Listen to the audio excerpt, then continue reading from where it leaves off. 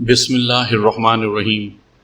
سامعین کرام، آپ سن رہے ہیں جیمز ہیڈلی چیس کی کہانیوں کے اردو ترجموں میں سے ایک اردو ترجمہ چوتھا یکا، جس کو اردو میں ترجمہ کیا ہے سراج الدین شیدہ نے، اور یہ اس سلسلے کی قسط نمبر 14 ہے۔ مجھے امید ہے آپ کو میری یہ کاوش پسند آ رہی ہوگی۔ آپ نے اگر ابھی تک میرا چینل کہانی گھر سبسکرائب نہیں کیا تو ابھی میرے چینل کو سبسکرائب کر کے بیل نوٹیفیکیشن آن کر لیجئے، تاکہ آنے والی ہر نئی کہانی کی اطلاع بر وقت آپ تک پہنچ سکے۔ کیا تم ٹھیک ٹھاک ہو میڈم؟ دروازے کے پیچھے سے لوری کی آواز سنائی دی۔ وہاں جانے کی ضرورت نہیں ہیلگا، آرچر نے اطمینان سے ٹانگیں پسارتے ہوئے کہا۔ اس کے متعلق فکر نہ کرو اور بیٹھ جاؤ۔ ہاں، تو مربع دال کے متعلق کیا خیال ہے؟ ہیلگا نے شراب کا گلاس اٹھایا۔ میڈم، لوری کی آواز کمرے میں گونجتی ہوئی محسوس ہوئی۔ ہیلگا نے مستعدی سے ایک قدم بڑھایا اور شراب کا بھرا ہوا جام آرچر کے منہ پر زور سے چھڑک دیا۔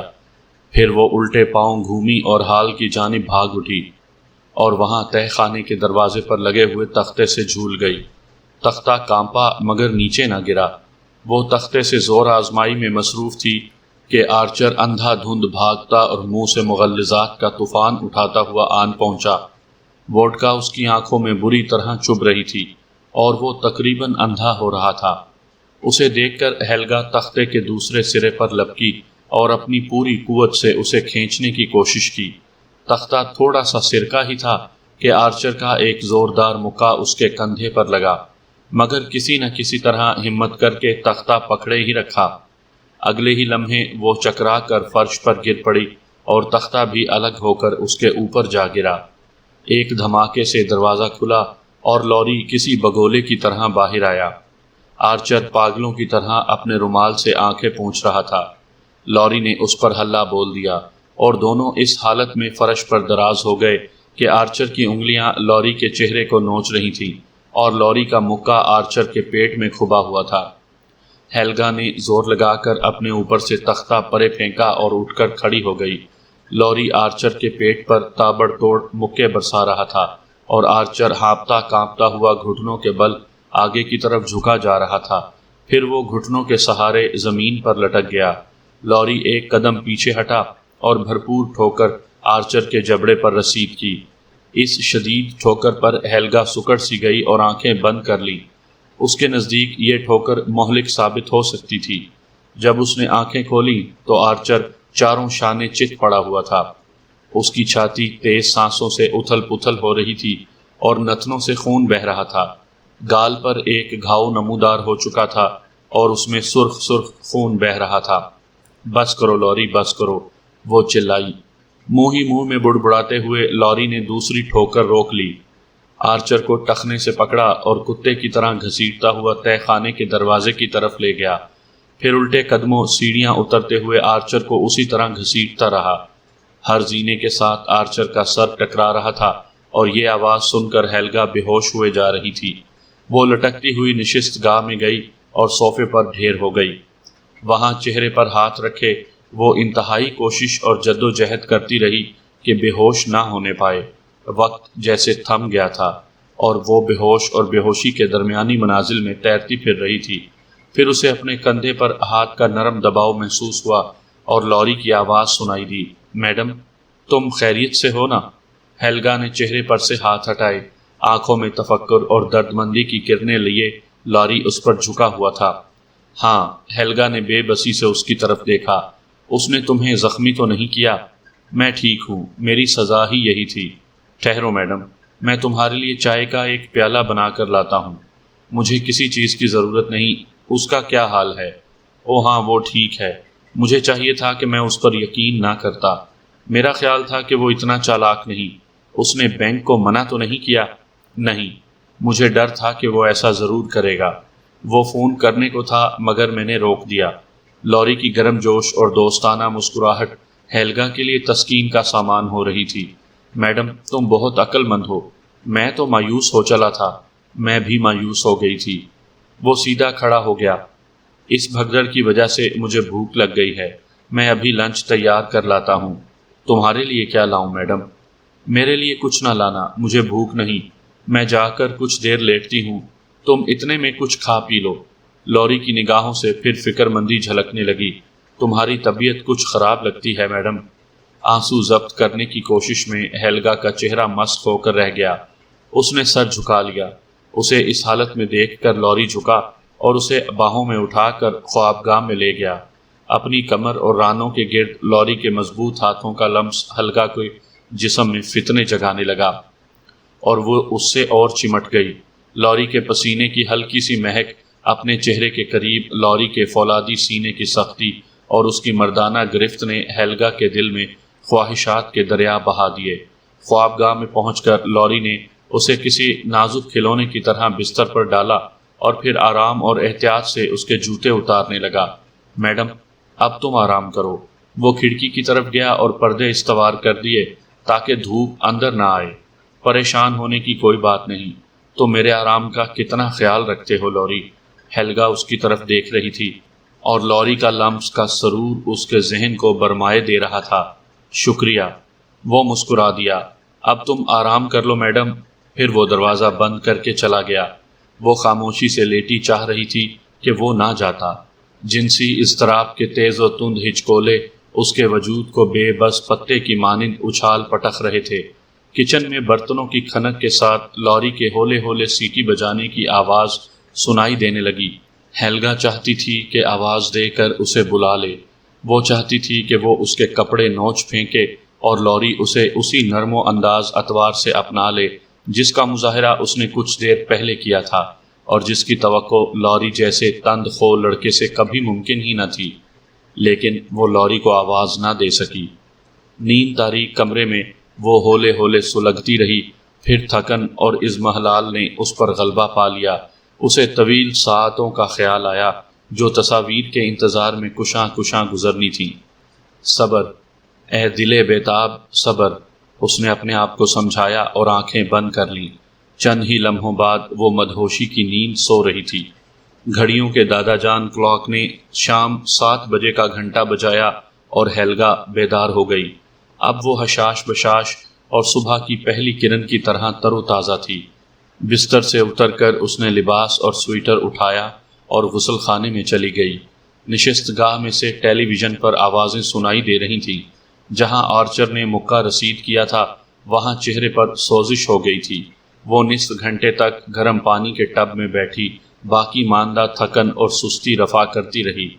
غسل کے بعد تولیے سے جسم کو رگڑتے وقت ٹیلی ویژن کے بند ہونے اور چند لمحوں بعد خوابگاہ کے دروازے پر دستک کی آواز سنائی دی۔ ساتھ ہی لوری نے پوچھا، میڈم بھوک لگی ہوگی، کیا لے آؤں؟ کچھ بھی، ہلکی سی غذا لے آؤ، ہیلگا نے پکار کر کہا۔ بہت اچھا میڈم، بس تھوڑی دیر میں لایا۔ 10 منٹ تک بالوں اور چہرے کی آرائش کے بعد وہ خوابگاہ میں آ گئی۔ یہاں اس نے نئی پینٹ، انگیا اور جرابیں زیب تن کی، پھر ملبوسات کی الماری کے سامنے کھڑی دیر تک کپڑوں کا جائزہ لیتی رہی۔ آخر اس نے سفید سلک کا لباس چنا اور اسے پہن لیا۔ اس کے بعد سونے کی پٹی کمر پر باندھی اور آئینے میں اپنے آپ پر تنقیدی نظر ڈالی۔ وہ کچھ زیادہ بری نہ دکھائی دے رہی تھی۔ تھکن کے کچھ نقوش باقی تھے، اس کے باوجود وہ دلکش دکھائی دے رہی تھی۔ اس کا جی چاہتا تھا کہ کچن میں لوری کو جا کر دیکھے، مگر شراب کی طلب شدید تھی۔ چنانچہ وہ سیدھی نشست گاہ میں گئی اور ووڈکا مارٹینی کا ایک تیز گلاس تیار کیا، پھر سگریٹ سلگا کر گلاس ہاتھ میں لیے وہ کچن میں چلی گئی۔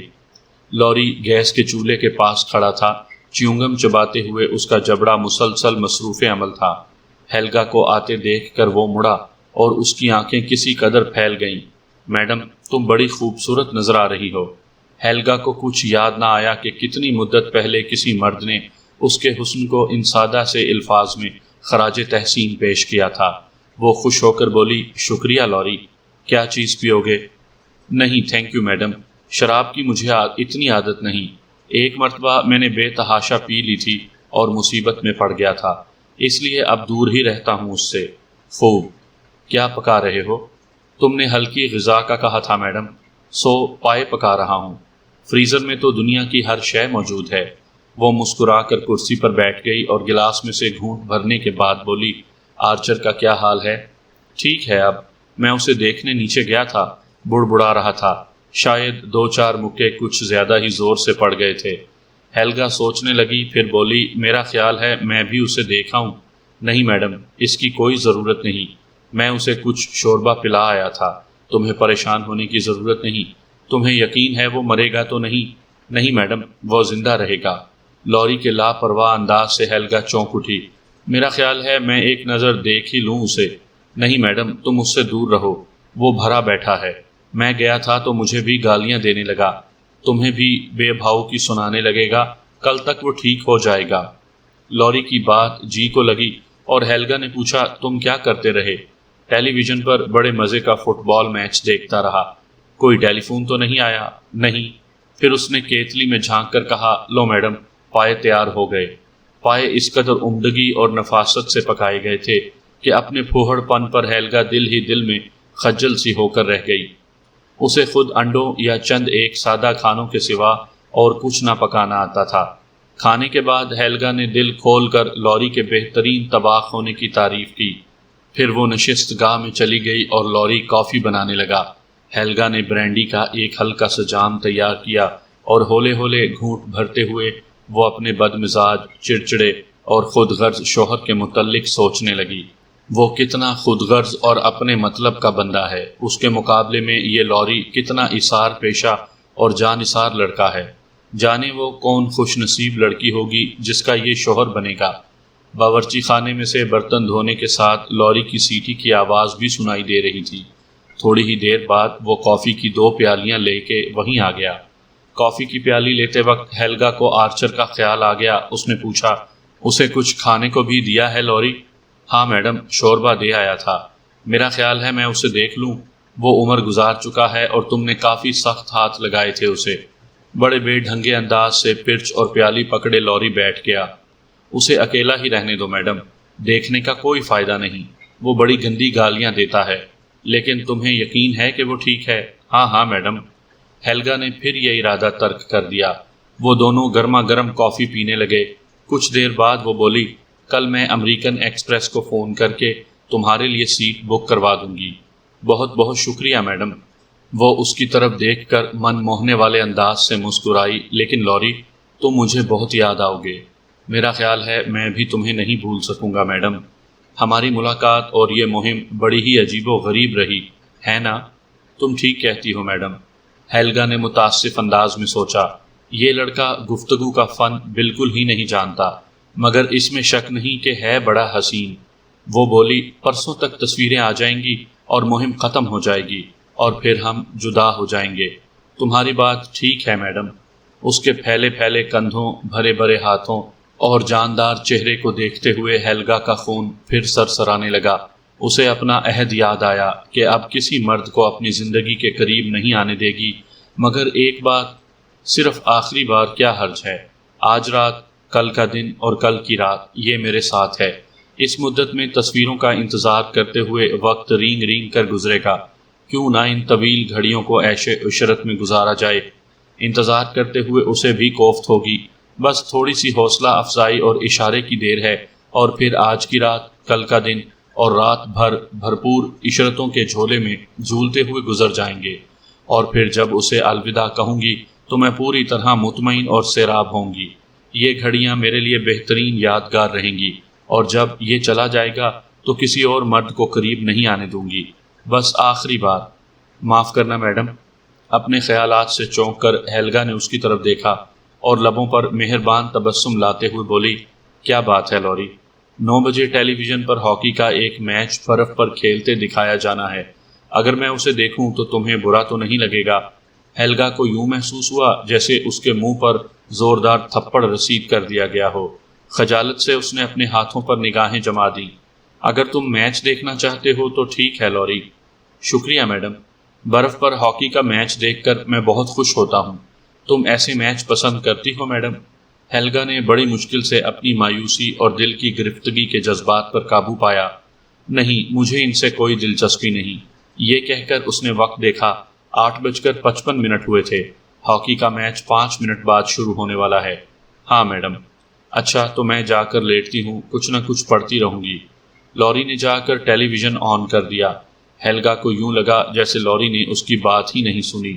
وہ اٹھی اور دیوار گیر قد آدم آئینے میں اپنا عکس دیکھا۔ اس کا ذہن سوچوں کی گرداب میں غوطے کھا رہا تھا۔ میں اس کے جذبات کو بیدار نہیں کر سکی۔ اسے تو میچ مجھ سے زیادہ مرغوب ہے۔ ٹیلی ویژن کی سکرین پر میچ کا اعلان کرنے والی ایک دبلی پتلی لڑکی دکھائی دینے لگی۔ اگر میں جا کر اس کے گلے میں باہیں ڈال کر اسے سینے سے لگا لوں تو کیا شعلہ بھڑک اٹھے گا؟ ہیلگا نے اس کی چوڑی کمر پر نظر ڈالی۔ وہ آگے کی طرف جھک کر ٹیلی ویژن سے جٹا بیٹھا تھا۔ ٹیلی ویژن پر اناؤنسر اب ایک ایک کر کے رنگ میں کھڑے کھلاڑیوں کو متعارف کروا رہی تھی۔ وہ کہہ رہی تھی کہ سوئس کھلاڑیوں کو سختی اور جان فشانی سے مقابلہ کرنا ہوگا کیونکہ اس سیزن میں کینیڈا کے عقاب ہر جگہ فاتح رہے ہیں۔ ہیلگا نے مایوسی سے کندھوں کو جھٹکا دیا اور بک شیلف کے پاس جا کر پہلی ہاتھ لگنے والی کتاب اٹھا لی۔ سکرین پر کھلاڑی منتشر ہوئے دکھائی دے رہے تھے اور لوری زیر لب کچھ بڑبڑائے جا رہا تھا۔ اس کی نگاہیں سکرین پر مرکوز تھیں۔ ہیلگا دروازے کے پاس گئی اور اسے کھول کر بولی، میں مطالعہ کر رہی ہوں لوری، جب تک میچ ختم نہیں ہوتا میں جاگتی رہوں گی، آ کر شب بخیر کہہ جانا۔ سکرین پر 3 کھلاڑی گتھے ہوئے تھے اور لوری پورے انہماک سے انہیں دیکھ رہا تھا۔ لوری، ہیلگا نے قدرے بلند آواز میں کہا۔ لوری نے اب بھی مڑ کر نہ دیکھا۔ ہیلگا کو یقین ہو گیا کہ وہ کھیل میں محو ہو کر اس کے وجود کو فراموش کر چکا ہے۔ کسی قدر برا فروختہ ہو کر وہ اور بھی بلند آواز سے پکاری، لوری۔ لوری نے حیران ہو کر گردن موڑتے ہوئے اسے دیکھا۔ میچ ختم ہو جائے تو میرے پاس سے ہوتے جانا۔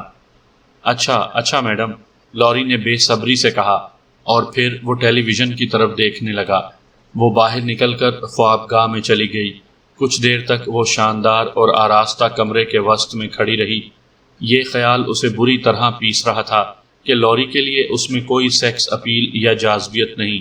چند لمحوں تک اس روح فرسا خیال کے شکنجے میں جکڑی رہنے کے بعد اس نے لباس اتارا اور شب خوابی کا ایسا باریک اور مہین لباس پہن لیا جس میں سے اس کے سفید جسم کے نشیب و فراز بے حد واضح بلکہ کچھ زیادہ ہی دلکش دکھائی دے رہے تھے۔ پھر اس نے بالوں میں سے سونے کے کلپ اتارے اور زلفوں کو شانوں پر لہرا دیا۔ بعد ازاں غسل خانے میں 10 منٹ صرف کرنے کے بعد وہ واپس آئی اور قد آدم آئینے کے مقابل رک کر اپنے رہزن تمکین و ہوش حسن کو ہر زاویے سے دیکھا۔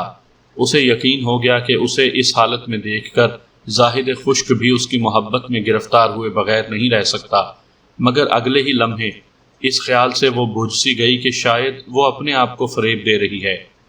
بستر پر لیٹ کر اس نے کتاب اٹھا لی۔ یہ گالز وردی کا مشہور ناول فارسٹ ساگا تھا، آئرین اور سومز کی کہانی۔ اس ناول میں ایک مرد سے ایک عورت کی بے نیازی اور تجاہل عارفانہ کا قصہ بیان کیا گیا تھا، مگر یہاں تو حالت بالکل برعکس اور متضاد تھی۔ ایک عورت ایک مرد کی لاپرواہی کا شکار ہو رہی تھی۔ اس نے ناول ہاتھ سے رکھ دیا اور کوئی پرجوش آواز سننے لگی جو اطالوی زبان میں بے حد مدھم سروں میں گنگنا رہا تھا۔ ہیلگا ساکت نگاہوں سے چھت کو نہ جانے کتنی دیر گھورتی رہی کہ اچانک فون کی گھنٹی تنتنانے لگی۔ یہ ہرمن تو نہیں، اس نے سوچا۔ وہ اس وقت اس کی خشک اور بے کیف آواز سننے کی ہرگز روادار نہیں تھی۔ اس نے بستر کے قریب توسیعی ایکسٹینشن ریسیور اٹھا لیا۔ کیا مسز رالف ہے؟ ایک امریکن آواز آئی۔ وہ تن سی گئی۔ اس آواز سے وہ قطعاً ناآشنا تھی۔ پھر وہ جھجکتے ہوئے بولی، ہاں کون ہے؟ تم نے میرا نام ضرور سنا ہوگا، میں رون سمتھ ہوں۔ ہیلگا کا دل قلا بازیاں کھانے لگا اور وہ تن کر بیٹھ گئی۔ کیا نئی افتاد پڑنے والی ہے؟ کیا مزید بلیک میل؟ وہ بولی، کیا تم لوری سے بات کرنا چاہتے ہو؟ کیا وہ وہی ہے؟ ہاں۔ کیا وہ میری گفتگو سن رہا ہے؟ کیا مطلب؟ میرا مطلب ہے کہ کیا وہ تمہارے قریب ہی ہے؟ اس کی آواز میں خاص رازداری کا عنصر ٹپک رہا تھا۔ نہیں، وہ ٹیلی ویژن دیکھ رہا ہے۔ کیا بلاؤں اسے؟ نہیں، میں تم سے بات کرنا چاہتا ہوں۔ ہیلگا کا حلق خشک ہونے لگا۔ اسے اب یقین ہونے لگا کہ بلیک میلنگ کی ایک نئی کوشش ہونے والی ہے۔ اپنی آواز پر قابو پاتے ہوئے وہ بولی، میرا خیال ہے مجھ سے بات کرنے کی ایسی کوئی ضرورت نہیں ہے مسٹر سمتھ۔ رون سمتھ نے سختی سے اس کا فکرہ قطع کر دیا۔ بند کرو یہ باتیں۔ میں جو کچھ کہنے لگا ہوں وہ فوری اور تمہارے لیے بے حد اہم ہے۔ تمہارا فون نمبر ڈھونڈتے ہوئے مجھے کافی پریشان ہونا پڑا۔ تم جیسی امیر عورتوں پر وقت صرف کرنا وقت ضائع کرنے کے مترادف ہے، لیکن ایک زندگی کی بہت اہمیت ہوتی ہے، چاہے وہ تم جیسی بیکار عورت کی ہی زندگی ہو۔ ہیلگا نے سوچا کوئی دیوانہ ہے۔ وہ ریسیور رکھنے کا ارادہ کر ہی رہی تھی کہ رون نے مزید کہا، مسز رالف، تمہاری زندگی سخت خطرے میں ہے۔ بس بس بولو مت، سنتی رہو۔ میں 1 ہفتہ جیل میں گزارنے کے بعد باہر آیا ہوں، تو میں بے حد مصروفیت کی وجہ سے تمہیں فون نہ کر سکا۔ دراصل میں سیاسی امور کے سلسلے میں پچھلے ہفتے کے اخبارات دیکھتا رہا اور لیکن اس معاملے کا مجھ سے کیا تعلق ہے؟ ہیلگا تیزی سے بولی، کیا مطلب ہے تمہارا؟ میری جان کو کیا خطرہ ہے؟ بک بک بند کرو۔ تمہیں یہ فون کرتے ہوئے میری خاصی رقم خرچ ہو رہی ہے۔ میرے جیل جانے کے دوسرے دن 6 جرمن اخباروں میں لوری کی تصویر چھپی ہوئی نظر آئی ہے مجھے، مگر مجھے یہ بتانے کی کیا ضرورت ہے؟ میں جانتی ہوں وہ فوج سے بھاگا ہوا ہے، اس لیے۔ کیا تم اپنا منہ بند نہیں رکھ سکتی؟ اس پر فوج سے بھاگنے کا الزام نہیں، بلکہ وہ ملٹری کے حوالات سے فرار ہو گیا تھا، جہاں سے اسے واپس امریکہ بھجوایا جانا تھا۔ امریکہ میں اسے ساری عمر پاگل خانے میں رکھا جائے گا، کیونکہ وہ ایک پاگل مجرم ہے۔ ہیلگا کے جسم میں خوف کی ایک جھرجھری سی لہرا گئی۔ مجھے یقین نہیں آتا۔ مت کرو یقین، مجھے کوئی پرواہ نہیں ہے۔ رون سمتھ کی آواز میں بے صبری پھنکاری تھی۔ میری بلا سے میں تمہیں بتا رہا ہوں کہ اخبارات نے اسے ہیمبرگ کا گلا گھونٹنے والا قاتل اس کا خطاب دیا ہے۔ پولیس کے ہاتھوں میں پڑنے سے پہلے وہ 5 طوائفوں کا گلا گھونٹ کر انہیں مار چکا ہے۔ اس پر مقدمہ چلایا گیا اور الزام صحیح ثابت ہو گیا۔ یہ سب باتیں تفصیل سے اخبارات میں درج ہیں۔ پھر اسے دیوانہ قرار دے کر ملٹری پولیس کے حوالے کر دیا گیا تاکہ امریکہ بھجوا دیا جائے، اور وہ بھاگ نکلا۔ ریسیور ہاتھ میں پکڑے ہیلگا بستر پر ڈھہ گئی۔ اس کا دل بند ہونے کے قریب ہو رہا تھا۔ او گاڈ، اس نے سرگوشی کی۔ اخبارات نے اعلان کیا ہے کہ ہر ایک کو، اور خصوصاً عورتوں کو، اس سے دور رہنا چاہیے۔ وہ بے حد خطرناک مریض ہے۔ جدوجہد کر کے ہیلگا آپے میں آئی۔ مگر پاسپورٹ حاصل کرنے کا طریقہ تو تم نے ہی اسے بتایا تھا۔ ہاں، مجھے وہ معصوم سا لڑکا دکھائی دیا تھا۔ یہ حقیقت تو ابھی ابھی پچھلے اخبار میں پڑھ کر مجھ پر کھلی ہے، اور جب اس نے مجھے فون کیا اور بلیک میل کے سٹنٹ کے متعلق بتایا تو میں نے اسے تمہاری مدد پر مجبور کیا۔ نہیں، تمہارے شکریہ کی مجھے کوئی ضرورت نہیں ہے۔ آج پچھلے اخباروں میں یہ خبر میری نظر سے گزری تو میں نے تمہیں آگاہ کرنا ضروری سمجھا۔ اگرچہ تم جیسی امیر اور بے حس عورتوں کی مدد کرنا میرے اصول نہیں، مگر محض ایک زندگی بچانے کے لیے مجھے اپنا اصول توڑنا پڑا ہے۔ ہیلگا کانپ اٹھی۔ میں یہاں اکیلی ہوں اور وہ ساتھ کے کمرے میں ہے۔ اوہ، یہ تو بری خبر ہے۔ اچھا، اب یوں کرو، اپنے کمرے کو اندر سے مقفل کر لو اور پولیس کو بلوا لو، اور پولیس کو تاکید کرنا کہ جلد از جلد پہنچے۔ اچھا، خدا حافظ مسز رالف۔ اگر لوری نے تمہارا گلا گھونٹ دیا تو مجھے کچھ زیادہ دکھ نہ ہوگا۔ پتلون میں بھڑکتا ہوا الاؤ رکھنے والی امیر عورتوں کے مرنے پر مجھے کچھ زیادہ افسوس نہیں ہوتا، تاہم میں نے اپنا انسانی فرض ادا کر دیا ہے۔ جلدی سے پولیس کو فون کر دو۔ اس کے ساتھ ہی لائن مردہ سی ہو گئی۔ کانپتے اور لرزتے ہاتھوں سے ہیلگا نے بے جان انداز میں ریسیور کریڈل پر رکھ دیا۔ ہیمبرگ کا گلا گھونٹنے والا قاتل؟ ہیلگا کے ذہن میں وہ 3 پر اضطراب راتیں گھوم گئیں جب وہ نیو یارک میں تھی، اور ایسا ہی ایک دیوانہ قاتل پولیس کی گرفت میں نہ آ رہا تھا۔ وہ ایک جوان اور خوشرو شخص تھا اور ہمیشہ امیر خواتین پر ہاتھ ڈالا کرتا تھا۔ وہ اپنی چرب زبانی اور مردانہ حسن کے بل بوتے پر ان خواتین کے ساتھ ان کے کمروں میں چلا جاتا تھا، اور جب باہر نکلتا تو امیر خواتین خوابگاہ میں مردہ پڑی ہوتی۔ ہولناک تفاصیل اخبارات میں چھپتی تو کوہرام مچ جاتا۔ ان دنوں ہیلگا کاروباری سلسلے میں نیو یارک گئی ہوئی تھی اور نفس کی آگ سرد کرنے کے لیے کسی آدمی کی تلاش میں تھی، مگر جب اس نے اخبارات میں یہ دردناک خبریں پڑھیں تو گھبرا گئی اور ہر اس آدمی سے بدکنے لگی جو نظر بھر کر اسے دیکھتا۔ اور اب ایسا ہی دیوانہ قاتل خود اس کے گھر میں موجود تھا۔ وہ بستر پر سیدھی لیٹی سوچ سوچ کر پاگل ہوتی رہی۔ اچانک اسے احساس ہوا کہ گھر پر غیر معمولی سکوت طاری ہے۔ ایک لمحے کے لیے تو اس گھمبیر سکوت اور خاموشی کی کوئی ظاہر وجہ اس کی سمجھ میں نہ آئی۔ پھر اسے خیال آیا کہ لوری نے ٹیلی ویژن سیٹ بند کر دیا ہے۔ اس کا دل اتنے زور سے پسلیوں کے پنجرے سے ٹکرانے لگا کہ سینے میں درد کی لہریں جاگ اٹھیں۔ اس نے ڈرتے ڈرتے دروازے کی طرف دیکھا۔ چابی دروازے میں لگی ہوئی تھی۔ خوف کے مارے اس کے اعصاب مفلوج ہونے لگے۔ دروازہ مقفل کر لو۔ اس کے ذہن نے چیخ کر اس سے کہا، پولیس کو فون کر دو۔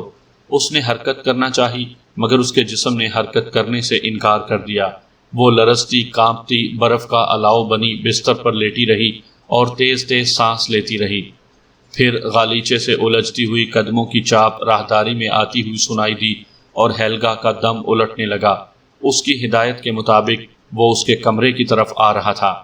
وہ بے بس ہو کر دروازے میں لگی ہوئی چابی کو گھورنے لگی۔ اس کا جسم اب بھی حرکت سے عاری تھا۔ اس خیال سے اس کی جان ہوا ہوئی جا رہی تھی کہ یہ بھی ان دیوانوں میں سے ایک ہے جو جنسی تسکین کی تکمیل کے بعد عورتوں کو مار دیا کرتے ہیں۔ اب یہ بھی پہلے اس سے جسمانی لذتیں حاصل کرے گا اور پھر گلا گھونٹ کر اسے مار ڈالے گا۔ پھر دروازے کا ہینڈل گھوما۔ ہیلگا کے اندر سے چیخ اٹھی مگر دروازہ کھلتے پا کر یہ چیخ حلق سے باہر نہ آ سکی۔ لوری دروازہ کھول کر کھڑا ہو گیا۔ پلکیں جھپکائے بغیر ہیلگا خوف و دہشت سے اسے گھورنے لگی۔ ہیبت کی وجہ سے اس کی آنکھوں کے سامنے دھند سی چھائی جا رہی تھی اور لوری کے نقوش اس دھند میں مستور ہو کر رہ گئے تھے۔ صرف اس کے خاکہ سا کھڑا دکھائی دے رہا تھا۔ میڈم پلیز مجھ سے نہ ڈرو، مہربانی کر کے میری بات سن لو۔ لوری کی آواز کسی اندھے کنویں سے آتی ہوئی سنائی دے رہی تھی۔ لوری کے نرم اور لطیف لب و لہجے نے ہیلگا کی ہمت بندھائی اور دھند میں سے اس کے چہرے کے نقوش واضح ہونے لگے۔ بے بسی، سراسیمگی اور مایوسی کی وجہ سے لوری کا چہرہ کسی معصوم بچے کی طرح بے ضرر دکھائی دے رہا تھا۔ وہ کوشش کرتی رہی کہ کچھ کہے مگر حلق خشک رہا۔ لوری بولا، جب فون کی گھنٹی بجی تو میں نے بے خیالی میں کمرہ نشست کا ریسیور اٹھا لیا تھا۔ میں جاسوسی نہیں کرنا چاہتا تھا۔ میں نے رون کی سب باتیں سنی جو سفید جھوٹ کے سوا اور کچھ نہیں۔ میں قسم کھاتا ہوں کہ اس نے تم سے جھوٹ بولا۔ پلیز مجھ پر یقین کرو میڈم۔ جاؤ، چلے جاؤ، ہیلگا نے لرزتی ہوئی آواز میں کہا۔ لیکن وہ کمرے میں چلا آیا۔ وہ کھڑکی کے قریب بچھی ہوئی بازوؤں والی ایک کرسی میں سما گیا۔ پھر اس نے اپنے منہ کو دونوں ہاتھوں سے چھپا لیا اور ہولے ہولے رونے لگا۔ اس کی مدھم مدھم سسکیوں نے ہیلگا کا خوف نمایاں طور پر کم کر دیا، مگر وہ اب بھی سوچ رہی تھی کہ کاش مجھ میں اتنی ہمت آ جائے کہ میں دروازے تک پہنچ جاؤں اور پھر دروازے کو باہر سے قفل لگا کر اسے اندر ہی بند کر دوں۔ بند کرو یہ رونا دھونا، ہیلگا نے اپنی آواز میں تندہی اور تلخی بھرتے ہوئے کہا۔ مہربانی کر کے میرے کمرے سے چلے جاؤ۔ میڈم اگر تم نے مجھ پر یقین نہ کیا تو جانے میں کیا کر بیٹھوں۔ وہ منمنایا، تم نے مجھ پر اتنی مہربانیاں کی ہیں، اب تمہاری بدگمانی سے میری جان پر بنی ہوئی ہے۔ اوہ کیا بتاؤں میں کتنا دکھی ہوں۔ رون سمتھ کے کہے ہوئے الفاظ ہیلگا کے ذہن میں گونج گئے۔ ہیمبرگ کا گلا گھونٹنے والا قاتل، 5 طوائفوں کا گلا گھونٹنے والا۔ مگر کرسی پر دونوں ہاتھوں میں چہرہ چھپائے وہ اتنا بے بس نظر آ رہا تھا کہ ہیلگا کا اعتماد بحال ہونے لگا، اور پھر وہ اس کی مہربانیوں کو یاد کر رہا تھا۔ وہ سوچ رہی تھی کہ اگر وہ خوف ظاہر نہ کرے تو یقیناً وہ بے ضرر ثابت ہوگا۔ تاہم موجودہ صورتحال میں اسے کمرے سے نکالنے کے لیے بڑے سلیقے کی ضرورت ہے۔ وہ نرمی سے بولی، مجھے معلوم نہیں تھا کہ تم اتنے دکھی ہو لوری، مجھے اپنا دکھ بتاؤ۔ لوری نے چہرے پر سے ہاتھ ہٹائے۔ آنسوؤں سے بھیگا ہوا چہرہ دیکھ کر ہیلگا پسیجنے لگی۔ میں بڑا کمینہ اور ذلیل شخص ہوں میڈم، تم نے میرے ساتھ اتنی نیکیاں کی ہیں اور میں تمہیں دھوکہ دیتا رہا۔ وہ رکا اور پھر آنکھیں جھکا کر بولا، اب میں ساری باتیں سچ سچ بتاؤں گا، مجھے لڑکیوں سے کوئی دلچسپی نہیں۔ کسی قدر توقف کے بعد وہ آہستہ سے کچھ بڑبڑایا جسے ہیلگا نہ سمجھ سکی۔ کیا کہا تم نے؟ لوری نے سر جھکا کر اپنے گھٹنوں کو مضبوطی سے پکڑ لیا۔ ہیلگا نے دوبارہ پوچھا، لوری تم نے کیا کہا؟ میں آدمیوں سے دلچسپی رکھتا ہوں۔ یقین نہ کرنے کے انداز میں ہیلگا نے دیکھا۔ کیا کہا، آدمیوں سے؟ لوری نے اپنا جھکا ہوا سر بے چارگی سے اسبات میں ہلا دیا۔ کمرے میں کافی دیر خاموشی پھیلی رہی، پھر ہیلگا بولی، لیکن تم نے تو کہا تھا کہ ایک لڑکی نے تمہارا سب کچھ چرا لیا ہے، اور آرچر نے بھی کہا تھا کہ جب اس نے پہلی مرتبہ تمہیں دیکھا تو تم ایک لڑکی پر ڈورے ڈال رہے تھے۔ لوری نے سر اٹھا کر دیکھا۔ اس کی آنکھوں میں شرمندگی اور کرب کے سائے لہرا رہے تھے۔ میڈم میں نے جھوٹ بولا تھا، لڑکی نے نہیں بلکہ ایک لڑکے نے مجھے لوٹ لیا تھا۔ وہ آہستہ آواز میں کہہ رہا تھا کہ ہیلگا کو سننے میں کوفت پیش آ رہی تھی۔ اور وہ دوسری لڑکی، اس لڑکی سے اس کا بوائے فرینڈ اڑانے کی کوشش کر رہا تھا۔ آرچر کو غلط فہمی ہوئی تھی۔ ہیلگا فوراً معاملے کی تہہ تک پہنچ گئی۔ یہ لڑکا اغلام بازی کا مریض تھا۔ یہی وجہ تھی کہ وہ اب تک ہیلگا سے بے نیازی کا اظہار کرتا رہا تھا۔ یہ انکشاف ایک طرح سے ہیلگا کے لیے مسرت کا باعث ہوا۔ اس کا مطلب تھا کہ ہیلگا نسوانی دلکشی اور سیکس اپیل سے محروم نہیں ہوئی۔ معاً یہ تسکین بخش لمحہ گزر گیا اور ہیلگا نے سوچا، اس بات سے اس کی تشریح ہو جاتی ہے کہ اس نے 5 طوائفوں کا گلا کیوں دبایا۔ کچھ ہم جنس پرست طوائفوں سے حد درجہ متنفر ہوتے ہیں۔